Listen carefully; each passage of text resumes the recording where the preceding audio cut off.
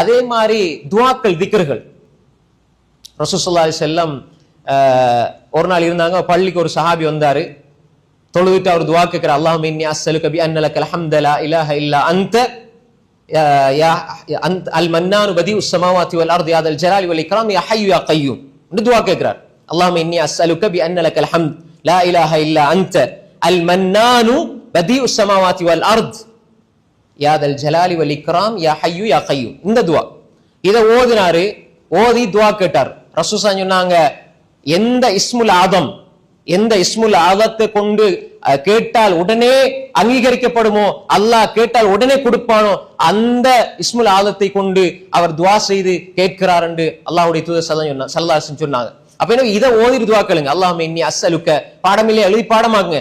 இதை ஓதிட்டு துஆ கேட்டால் துஆ கபூலாகும். இந்த ஹதீஸ் சஹீஹான ஹதீஸ், அல்பானி ரஹ்மத்துல்லாஹி சஹீஹ்னு சொல்றாங்க. அல்லாஹும்ம இன்னி அஸ்அலுக பி அன்ன லக்கல் ஹம்த லா இலாஹ இல்லா அன்த அல் மன்னானு பதிஉஸ் ஸமாவாத்தி வல் அர்த் யா தல் ஜலாலி வல் இக்ராம் யா ஹய்யு யா கய்யூம் சொல்லி போட்டு, யா அல்லாஹ் என்ற தேவைகள் இப்படி இருக்குது, அல்லாஹ் துஆ கேளுங்க. அதே மாதிரி அல்லாஹ் போடுங்க, சுப்ஹானல்லாஹி வ பிஹம்தி சுப்ஹானல்லாஹில் அஸீம். அல்லாஹ்க்கு விருப்பமான வார்த்தை கலிமத்தான் ஹபீபத்தான் லிர் ரஹ்மான் கஃபீஃபத்தான் லில் லிசான் தகீலத்தான் ஃபில் மீசான். புகாரியுடைய கடைசி ஹதீஸ் எழுதுறாங்க, சுப்ஹானல்லாஹி வ பிஹம்தி சுப்ஹானல்லாஹில் அஸீம். அல்லாஹ்க்கு விருப்பமான ரெண்டு வார்த்தைகள், இதை ஓதுங்க. சுப்ஹானல்லாஹி வ பிஹம்திஹி என்று சொல்லி ஒரு மனிதர் 100 விடுத்தம் ஒரு நாளே சொன்னார், அவருடைய பாவங்கள் மன் கால சுப்ஹானல்லாஹி வ பிஹம்தி 100 மர்ரா ஹுத்தத் ஹதாயாஹு வலவ் கானத் வ இன் கானத் மிஸ்ல் ஜபதில் பஹர். ஒரு அடியான், புகாரில் வரக்கூடிய ஹதீஸ், முஸ்லிம் வரக்கூடிய ஹதீஸ், யார் ஒரு அடியான் ஒரு நாளைக்கு சுப்ஹானல்லாஹி வ பிஹம்தி 100 விடுத்தம் சொல்வாரோ, அவருடைய பாவங்கள் கடல் நுரையளவு இருந்தாலும் மன்னிக்கப்படும் சொன்னாங்க ஸல்லல்லாஹு அலைஹி வஸல்லம். அப்ப எனவே லைலத்துல் கத்ர் அடையது இந்த இஸ்திஃபார், இந்த துஆ, இந்த தஸ்பீஹ் அதிகமா சொல்லுங்க. லா இலாஹ இல்லல்லாஹ், அல்லாஹு அக்பர், அல்ஹம்துலில்லாஹ், சுப்ஹானல்லாஹ், வீணான பேச்சுக்களை தவிர்த்து நாங்க இந்த விடயங்களை கொண்டு லைலத்துல் கத்ர் அடைஞ்சு கொள்ளணும். அதே மாதிரி அன்புக்குரிய சகோதரர்களே, நாங்க அதிகமா சதக்காக்கள் தர்மங்கள் செய்யணும்.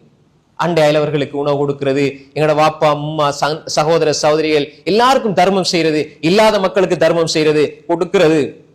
இதன் மூலமாகவும் அல்லாஹ்வுடைய அன்பு கிடைக்கும், அல்லாஹ்வுடைய அருள் கிடைக்கும், லைலத்துல் கத்ர் அடைஞ்சு கொள்ளலாம். அதே மாதிரி அன்புக்குரிய சகோதரர்களே, நான் எனக்காக மட்டும் இல்ல, எல்லாருக்கும் துஆ செய்யற பழக்கம்.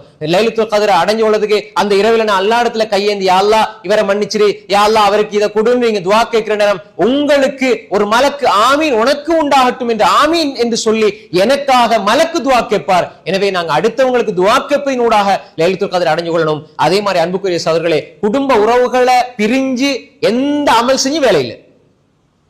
நான் வாப்போட பேசல, உம்மோட பேசல, ஆனா முன்சப்ல 10 நாள் இத்திகாஃப் இருந்து ஒரு பிரயோசனம் இல்லை. லா யதுல் ஜன்னத காத்தியா, உறவு துண்டிப்பவன் சொர்க்கம் போக மாட்டான், உறவு துண்டிக்கிறவன துஆ ஏற்றுக்கொள்ளப்படாது. அன்புக்குரிய சகோதரர்களே, உம்மா வாப்பா குடும்ப உறவுகளை பேணி வாழுங்கள். குறிப்பா இந்த பெருநாளைக்கு கட்டி பிடிச்சி சலான் சொல்லி ஒரு பிரயோசனம் இல்லை. 10 நாளை வீணாக்கி விட்டு லைலத்துல் கத்ரை வீணாக்கி போட்டு பெருநாளையில கட்டி பிடிச்சி பிரயோசனம் இருக்குதா? கடைசி 10ல ஒன்று சேருங்க. நான் உம்மாவோட பேசுறலையா, அம்மா என்ன மன்னிச்சிருங்க, பாப்பா என்ன மன்னிச்சிருங்க, தாத்தா மன்னிச்சிருங்க, தங்கச்சி மன்னிச்சிருங்க, மன்னிப்பு கேளுங்க, அல்லாஹ் மன்னிப்பான். இதை விட்டு போட்டு நாங்க பெருநாளையில கட்டி பிடிச்சி மோந்து இப்படி உம்மாவை பாப்பாவை சகோதர சகோதரிகளை முசாஃபா செஞ்சு இதுல எந்த பிரயோசனமும் இல்லை. ஆனா இது தவறி போச்சு. அதுக்கப்புறம் நான் இன்னைக்கு புத்தி வந்து அப்பதான் அது வேற விஷயம்.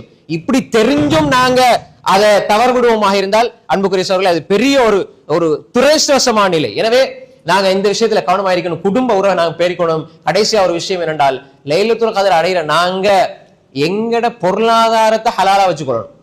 எடுக்கிறதெல்லாம் வட்டி, எடுக்கிறதெல்லாம் லோன், எடுக்கிறதெல்லாம் ஏமாற்றம், களவு, பொய், வியாபாரம், கொடுக்கல் வாங்கல சரியான மோசடி. ஆனா அவர் இபாதத் செய்யறாரு, ஹஜ்ஜுக்கு போறாரு, உம்ராவுக்கு போறாரு, ஒரு பிரயோசனம் இல்லை. எனவே எங்கட உடம்புல ரத்தம் ஹலாலா இருக்கணும். எங்கட உடம்புல ஹராமான ரத்தம் ஓடிச்சுட்டா எங்கட துஆ கபூலாகாது, எங்கட அமல்கள் ஏற்றுக்கொள்ளப்படாது. எனவே அன்புக்குரிய சகோதரர்களே, எங்களுடைய பொருளாதாரத்தை தூய்மைப்படுத்திக் கொள்ள வேண்டும். எனவே இப்படியான விடயங்களை சரி செய்து இந்த அமல்களில் ஈடுபட்டு நாம் லைலத்துல் கத்ர் அடைய முயற்சிப்போம். எனவே அன்புக்குரிய சகோதரர்களே, லைலத்துல் கத்ர் என்ன உடனே ராவையில வந்து ஒரு 2 மணியிலிருந்து 3 மணி வரைக்கும் தொழுதுட்டு போகலாம், எல்லாம் கிடைச்சிடும் நினைச்சிடக்கூடாது. அதுவும் அமல் செய்யத்தான் வேணும். ஆனா இந்த ஒழுங்கோடு இந்த எல்லா விடயங்களையும் பேணி ஒரு அமலை நாங்க செய்வோமாக இருந்தால் நிச்சயமாக 1000 மாதங்களை விட சிறந்த நன்மைகளை பெற்றுத்தரக்கூடிய அந்த லைலத்துல் கத்ரை நாம் அடைந்து கொள்ளலாம். அல்லாஹு தஆலா லைலத்துல் கத்ரை அடைந்து கொள்ளக்கூடிய நன்மக்களாக அல்லாஹ் நம்ம எல்லோரையும் ஆக்கியருள்வானாக. வாஹிரு தஅவானா அனில் ஹம்துலில்லாஹி ரப்பில் ஆலமீன். அஸ்ஸலாமு அலைக்கும் வரஹ்மத்துல்லாஹி வபரகாத்துஹு.